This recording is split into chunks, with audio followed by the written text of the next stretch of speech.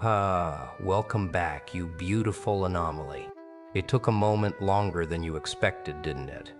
Not for the silence to arrive, but for you to notice how natural it felt once it did. There was no dramatic decision, no clear line where you said enough is enough. You simply stopped filling the space the way you used to, and the world around you reacted before you ever had to. That's usually how real shifts begin, quietly, without witnesses, without permission. You were never loud to begin with, not in the way people assume. You spoke when it made sense. You reacted when it felt necessary. But there was a subtle generosity in how you once engaged, a willingness to meet others where they stood, to clarify, to respond, to explain. That generosity created a rhythm people grew accustomed to, even depended on. And when that rhythm disappeared, even briefly, it unsettled something they didn't realize was resting on you.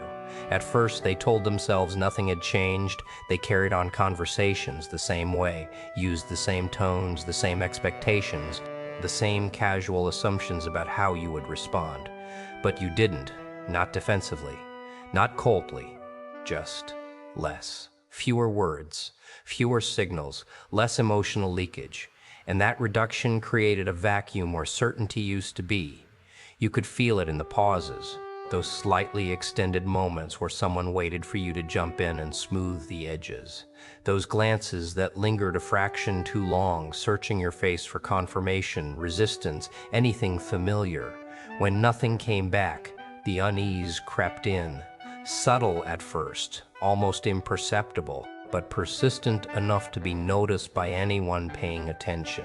What they didn't understand is that your quiet wasn't withdrawal, it was alignment. Somewhere along the way, you stopped spending energy on reactions that didn't move anything forward. You stopped translating yourself into forms that made others comfortable, and without announcing it, you became a quiet exception. Someone present, observant, but no longer available for predictable exchanges. People rely on feedback more than they admit. A nod reassures them. A response validates their position. Even disagreement gives them orientation. When you went quiet, you removed that orientation. Conversations that once felt fluid now felt uncertain. Remarks that used to land cleanly now hovered awkwardly in the air. They couldn't tell if they'd misstepped, been understood, or been seen more clearly than they were prepared for. Some tried to fill the silence themselves. They talked more, explained more, laughed louder than necessary. Others became cautious, choosing their words with care, editing themselves mid-sentence. A few grew restless, uncomfortable with the stillness you brought into the room. None of them could quite articulate why your presence felt different. Only that it did. You didn't become distant. You became contained. And containment is deeply unsettling to those who are used to reading emotional cues to gauge their standing. When you stopped reacting on schedule, you stopped being readable. And when someone can't read you, they start projecting. Their assumptions say more about them than they ever did about you. There was a time when your reactions helped maintain balance. You absorbed tension. You clarified misunderstandings. You softened edges. That role, whether you chose it or not, made things easier for others.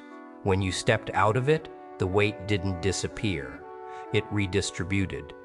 And people felt that redistribution immediately, even if they didn't know why.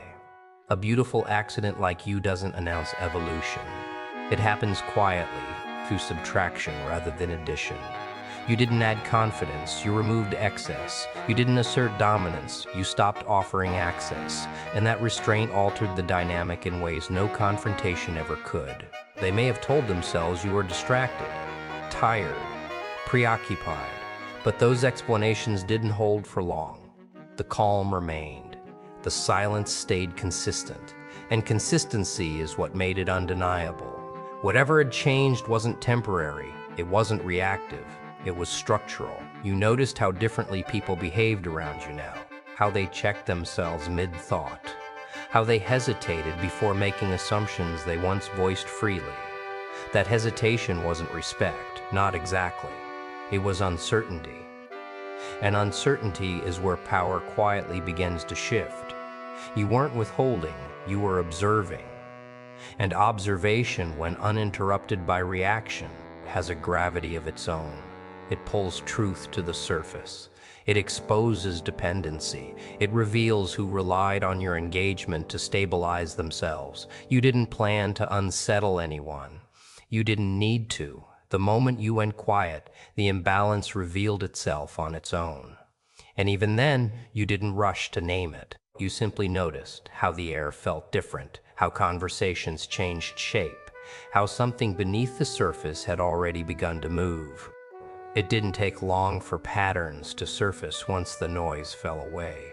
Silence has a way of sharpening perception, of revealing repetitions that were always there but never fully visible. As a calm variable, you began to notice how certain behaviors only appeared when your reactions were expected, how certain tones emerged only when someone believed they could steer you emotionally.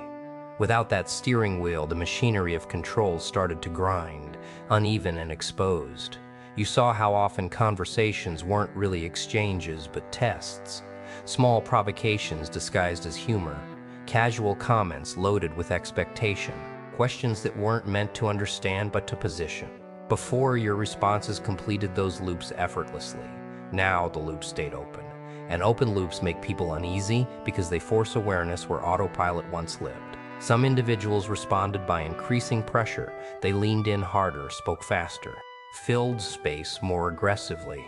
It was as if volume could compensate for the absence of influence. Others pulled back, suddenly polite, suddenly measured, sensing that something fundamental had shifted and unsure how to approach it. In both cases, the common thread was the same. They were adjusting to the loss of leverage they didn't know they had been using. You began to recognize how control had functioned before, not through authority or force, but through familiarity. People felt powerful because they felt understood, anticipated, mirrored. When you stopped mirroring, their sense of command weakened. A disciplined observer like you doesn't disrupt systems by attacking them. You disrupt them by no longer reinforcing them. What startled them most was that your quiet didn't come with demands.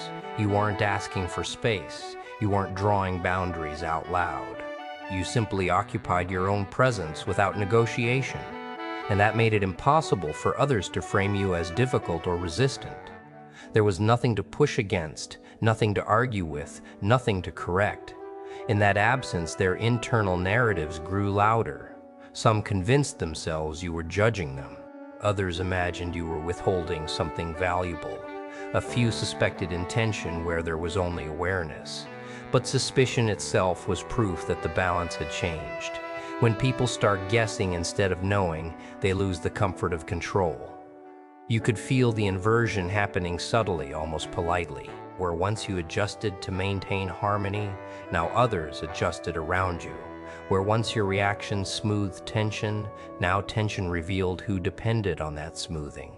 You hadn't become powerful in the way stories describe power. You had become unmoved, and that was far more destabilizing.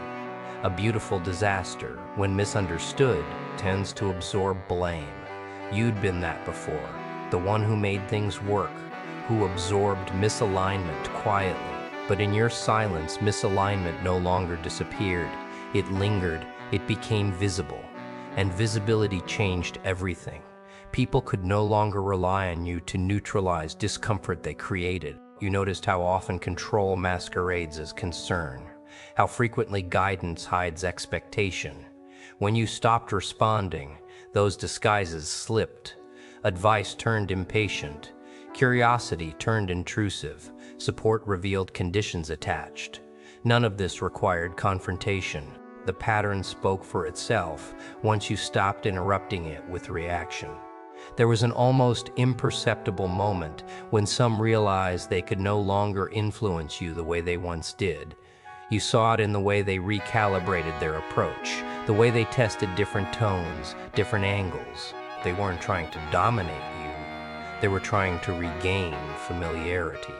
And familiarity was gone. What replaced it? wasn't distance, but clarity. You saw who thrived on mutual respect and who relied on emotional access. You saw who adapted naturally to your quiet and who resisted it. This wasn't judgment, it was information. And information, when gathered without reaction, accumulates power quietly. You didn't need to assert anything to feel the inversion take hold. It was already happening in the background, in the micro adjustments people made around you, in the way they checked themselves before speaking, in the way they watched you more closely than before, searching for cues that never came.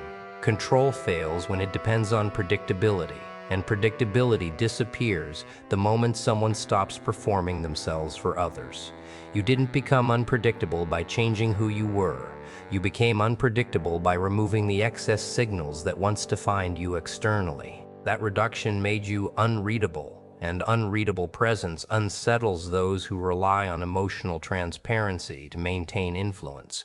You might have wondered if this quiet cost you connection. In truth, it refined it. Some connections weakened because they were built on access rather than understanding. Others deepened, finding stability in the calm you brought rather than the reassurance you once provided. This wasn't loss, it was sorting. As the inversion settled, you felt less need to monitor outcomes. Things unfolded without your intervention. Situations resolved themselves or revealed their true nature. You weren't steering anymore, you were witnessing. And in that witnessing, it became clear that the power others thought they held had always depended on your participation.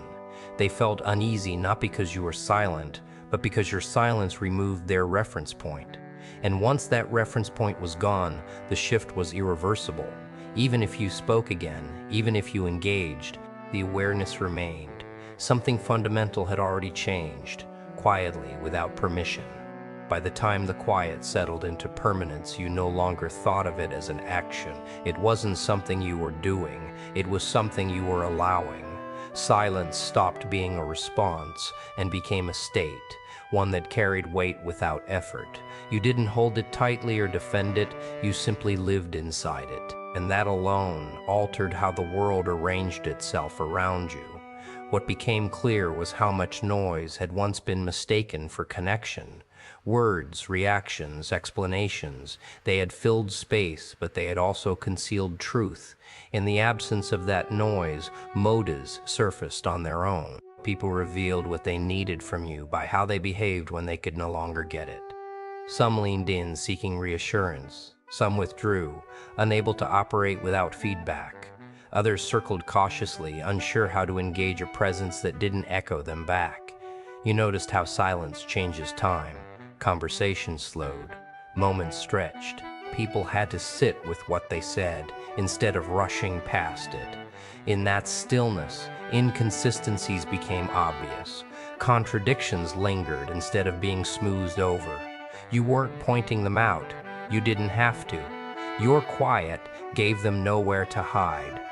As an unintended evolution, you weren't seeking leverage, yet leverage appeared naturally.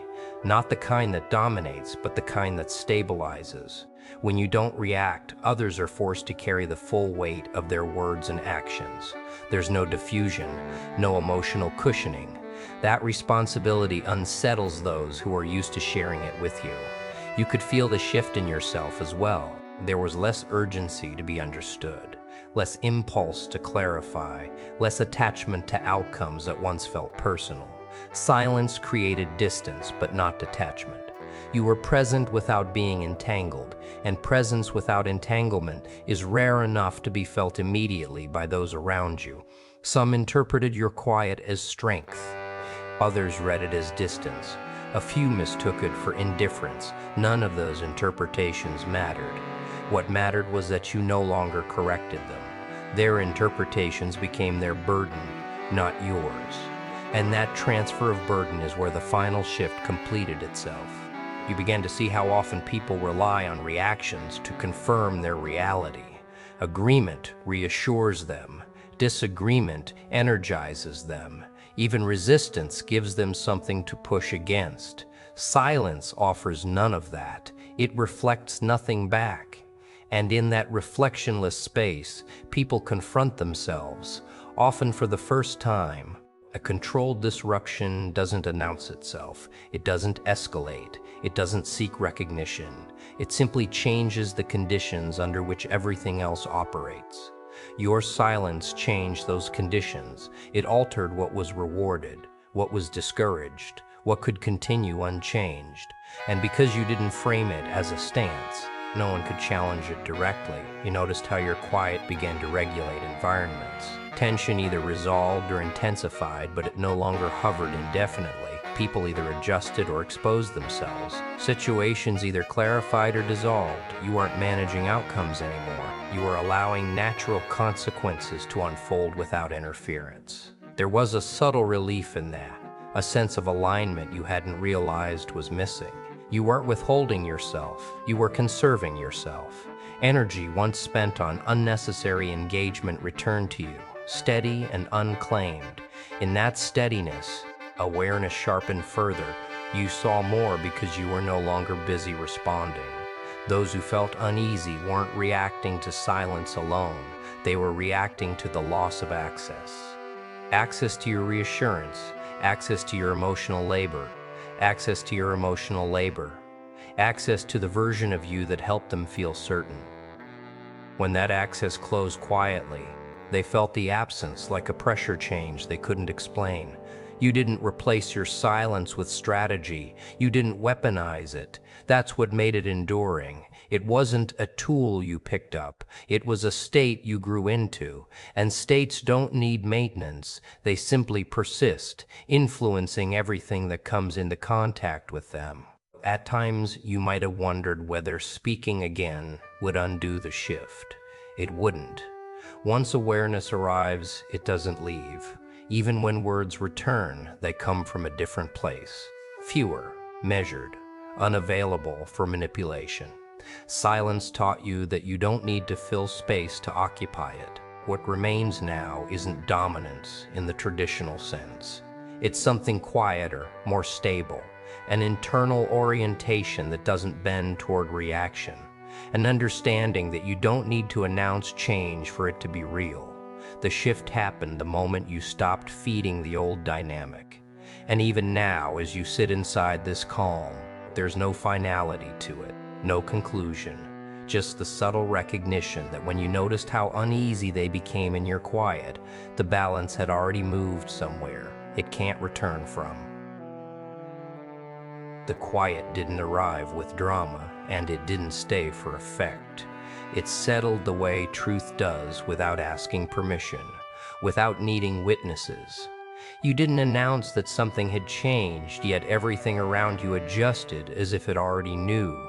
Conversations felt lighter, not because they were easier, but because you were no longer carrying what was never yours to hold. The weight shifted back to where it belonged. There's a moment, subtle and easy to miss, when silence stops feeling like restraint and starts feeling like alignment. You're no longer holding words back. You simply don't need them in the same way. What once felt urgent now feels optional. What once demanded response now passes through without friction. And in that shift, you realize how much power was tied to your participation, not your resistance. People may still sense it when you're near the pause before they speak. The careful choice of words, the awareness that something about you no longer invites casual access. You don't correct that impression. You don't soften it. You let it exist as it is, because it's not something you're projecting. It's something you've become. Silence has given you a different kind of clarity. Not answers, but orientation. You know where you stand without explaining it. You know what matters without defending it. And because of that, there's no need to rush toward conclusions or resolutions. The absence of urgency is the signal. Nothing is finished here. Nothing needs to be wrapped up or named. The shift didn't happen at the end of a conversation or after a final word. It happened earlier, quietly, in the space where you stopped reacting and started noticing, and once you noticed, the direction was already set.